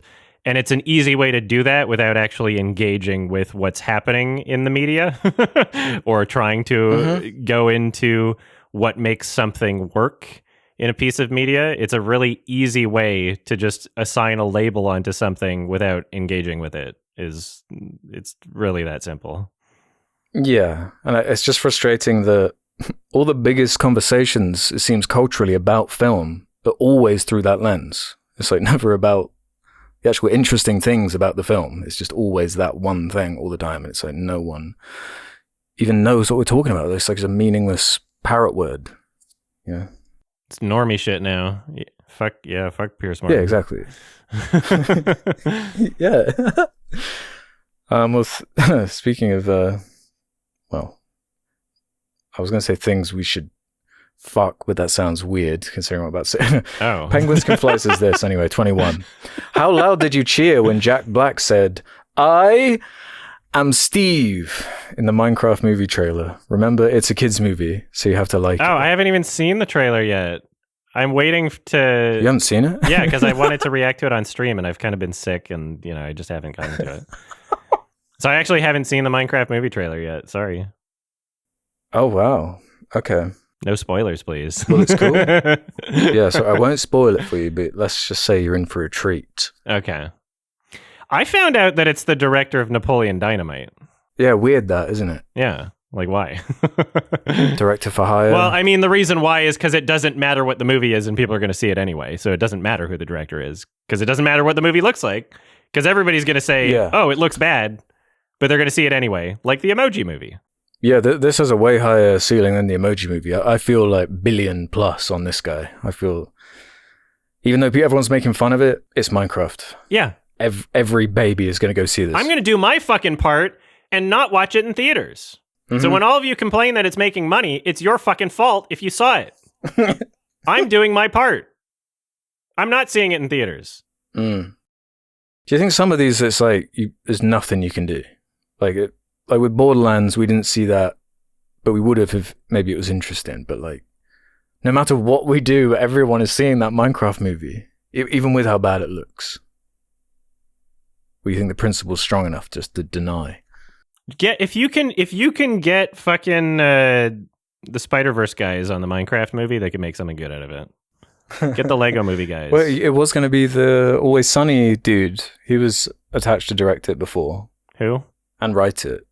The main guy from Always Sunny. I'm always scared to say his name because it's like an Irish name I always say wrong. I forget his name. Which one are you talking about? I don't know. Who is the main guy? No, I'm just... Danny DeVito. Danny DeVito, yeah. Rob McElhenney, yeah. I don't know why I consider him the main guy, but I do. Oh. I didn't know he was attached to this in any way. Yeah, he was attached for a while. It's one of those, like, been around, been talked about for ages. Everyone assumed it was going to be, like, animated. Oh. There's another one of these video game things that isn't. Even though it would be probably there's no reason for it to be live action at all. No, it's kind of no good reason. It's kind of what I was expecting the Mario movie, like the worst case scenario for Mario movie, to be. Oh, I've been sucked into the game, that kind of shit. Jumanji. I'm like in the game now, bro. I am Steve. Wow, now. Dude, it's a creeper. The creeper's right behind me, isn't it? Yeah. Yeah. So that's going to be awesome. Do they say that in the trailer? I'm. If you had to put money down, what do you think? Not seeing it. Yes. Okay. Hold that thought. Okay. You can revisit that when you see the trailer. All right. Thank you. Okay, let's do this one from LolJow21. As I'm sure you guys are aware, we're finally getting a third film in the 28 Days Later series titled 28 Years Later, being directed and written by Danny Boyle and Alex Garland once again, and starring Jodie Comer, Aaron Taylor-Johnson, and Ralph Fiennes, and Cillian Murphy returning as well. Love your episode where you discuss the first two films. Would love to know your thoughts and hopes for the upcoming film. I enjoyed revisiting those movies, the first one in particular. I was kind of shocked by how bad 28 Weeks Later held up, but with maybe the worst aging movie of all time. Crazy, yeah, that was wild. But Danny Boyle and Alex Garland coming back is a good sign. Yeah, especially I was concerned that Alex Garland maybe wouldn't come back to write, because I feel like that's essential, that combo of them. So that gives me some hope. Have you seen any of the production pictures of the rigs? They've got the iPhone. Yeah, I think it's iPhone 15s they're shooting it on, which is kind of interesting. Which is cool. It sounds like they're going back to their roots in terms of making stylistic choices for how to shoot things. Yeah. Anybody who's not familiar with the first 28 Days Later film, they specifically shot them on digital just for stylistic purposes back when digital was not even that practical to do in terms of, getting a good picture.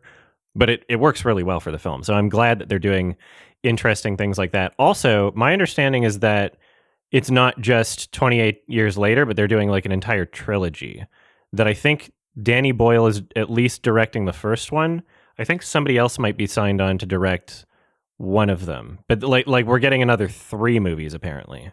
Oh, really? Okay. Is that that's what I heard. Interesting. Let me fact check that. Because my only concern was it's cool they're doing the iPhone thing. They've got to do something kind of stylistically extreme, I feel like, because of just how tired zombies are. I don't know if people really care about that in the same way as the early 2000s and the mid 2000s with how on fire everything zombie related was. So hopefully that forces them to get creative and show us something kind of fresh. A good cast too, so there's some hope. Yeah, and if they're okay, so it does look like they're doing a trilogy of sequels. And so that hopefully, with these people involved, Garland and Boyle, hopefully that means that there's enough faith in this that they'll make something good. Hopefully. If the first one sucks, that would suck. Yeah, and hopefully they keep the budget reasonable too. Yeah, $75 million apparently. Okay. That's... Yeah. I'm definitely curious. I'm not... Who knows? instinctually against it. Yeah. This one from Lou9618. It's interesting. Would Adam ever consider going to the BFI Film Festival? Yes. Would you? Yes. You haven't been, have you? I'm doing it for the first time this year. No, I think it's usually too close to TIFF and VIFF. It is very close to it, yeah. It's October. I think it might overlap with VIFF. Yeah, it's kind of annoying. So there's often film festivals that I wind up not doing just because I already have my regular routine. But I'd like to change things up and I'd like to go to some new ones. I'd like to go to BFI. I'd like to go to Fantastic Fest one day. That would be fun. I've always heard good things about Fantastic Fest. Apparently they showed Terrifier 3 this year. Oh, fun. Yeah, there was a good selection of stuff at BFI this year. It was really fucking annoying getting tickets for what little I did manage to get. Oh. But the Mary and Max director's new film is going to be there, the stop motion one, but I couldn't get a ticket though. Blitz is going to be there. I had some really good shit that just couldn't get tickets for. I got some of the big ones though in the 4 days I'm going to be there. So okay, that's exciting. I'll report back what it was like. Yeah, I think I've got a bit of a bug after you introduced me to TIFF.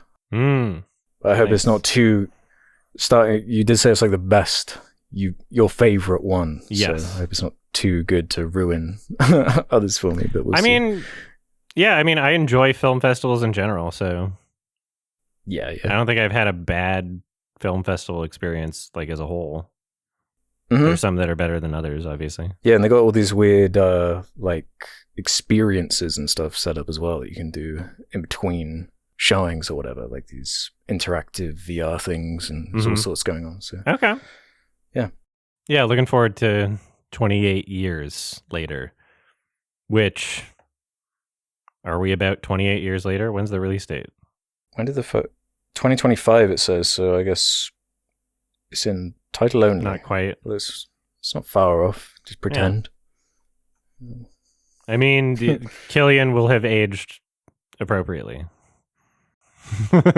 Oh, yeah. I'm curious, didn't the Ralph Fiennes character get taken out? How's that going to work? Oh. Okay, yeah. We'll see. Whoa. We will see. The whole movie's a flashback. Maybe. Einstein OS has this to say. To what extent do you guys feel like you're simply recommending something to people, doing extensive analysis of said thing, or regarding it as a work existing among the history of the art form? Would you even distinguish those as separate things when doing art criticism? It is kind of a combo of all those things, but it's like the matter of separating, I guess.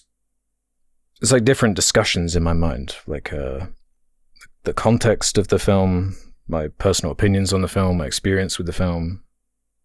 All of these things are important, but there are different angles to approach it from. But sometimes an extensive analysis isn't necessary. Like I wouldn't say the Cabin Fever discussion was necessarily extensive, but it's not really an extensive film, you know? Like what threads are there to pick at in crazy depth? I'm sure someone could do it, but It's not always the way. We're not always going to have hour-long conversations like we might do with something else, like the Dream movie we did, where that was an amazing philosophical deep discussion that went all different directions, and you can't really predict when that's going to happen or when it's not. Yeah, I mean, you can't. I'm not going to force myself to just bullshit about something that I don't have a lot to say about. And some of those are movies that I still recommend and enjoy. And depending on like the format of me discussing them, like if I'm recommending it in like a quickie thing and it's, you know, like this is in theaters and I want people to see it, I'm not going to go into like a detailed discussion about like the themes of the film because I want people to experience the film for themselves, right?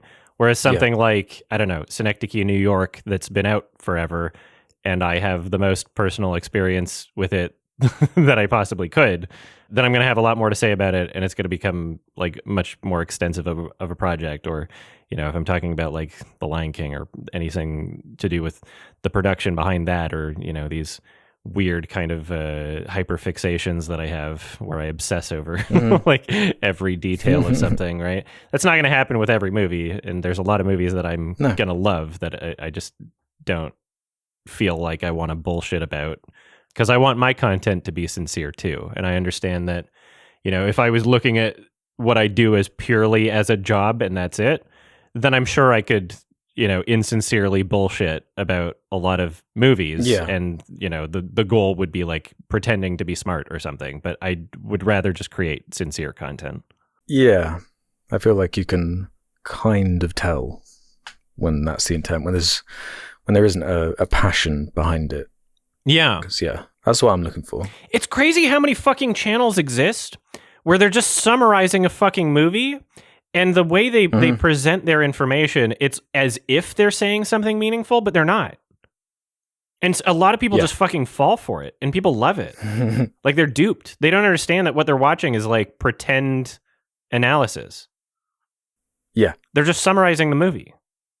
Yeah, because it's like a whole subcategory of content, especially for films that are slightly more abstract or open to interpretation. Yeah. Like ending explained, and then it's like, oh, you didn't say anything that wasn't like obvious to literally everybody that watched it.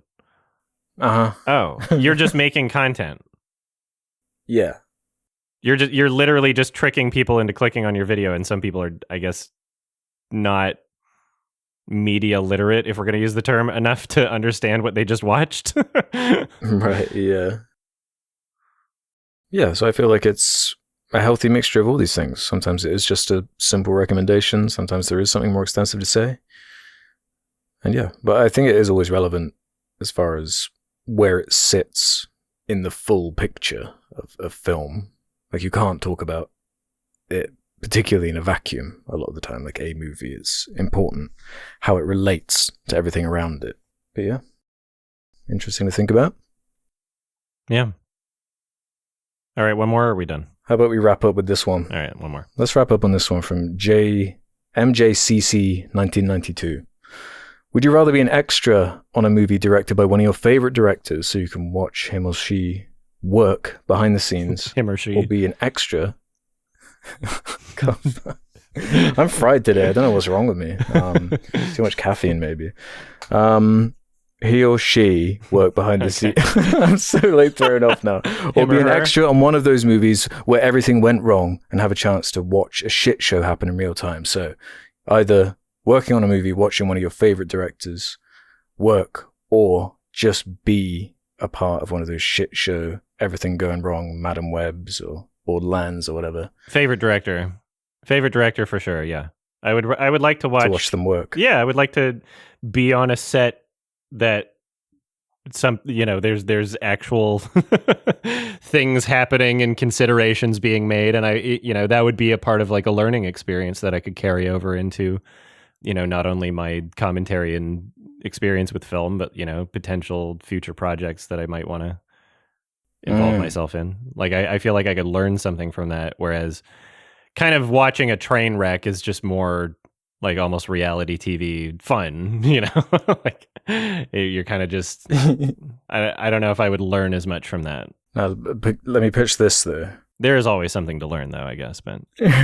Megalopolis. I would love to just be a fly on the wall for something like that. You haven't even seen it yet. I don't even need to. I'm already hyped. Like that, it's one of those where it's like the story behind it is so much more interesting than the film itself. Like to see his style of directing and like carrying all of this weight on him with all these films from his past, and there's something interesting about that to me. I definitely do something like that. But I also hear what you're saying with one of your favorites. That might be more, I don't know, it's less juicy, I guess, as far as like, I don't know. I'm projecting just the joy I get from being tangentially linked to Hunt Down the Freeman and just knowing like that mess and like having the behind the scenes of that. It's like so enjoyable and fun to me. I mean, maybe my favorites would include people like Neil Breen, Yeah, imagine being on set for that. Would be wonderful. Wouldn't that be amazing? That'd be great. Yeah, but he's one of my favorite artists, so true. I would like to see a genius at work. Damn, yeah. I think we've done it. All right, we done it. We done did it. It's my turn to recommend something. What have you got? I'm going to stick with the Halloween. The scaries? I guess. And damn, there's some things that I would love to recommend, but in recommending them, it would feel weird if I didn't recommend like the two movies. And we don't like, I don't know. I feel like I need to do something easy while I'm like in the process of moving across the country and all the shit going on. So we're doing an easy one. We're doing a simple one. It's a single film. It's on YouTube. It's available on YouTube. It's called Don't Let the River Beast Get You. Okay. River Beast, all one word. It's from 2012, written and starring Matt Farley, and also written and directed by Charles Roxburgh.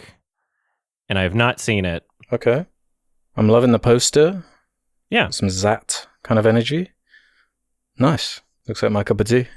Yeah, so we might also talk about another thing. I guess I won't mention it here. We'll talk about it after the podcast, but there's a new thing that came out that I kind of oh, right, yeah, I know what you're gonna say. And that'll yeah. I think it'll be a good episode. So if you don't want to be spoiled for Don't Let the River Beast Get You with an exclamation mark, 2012 film.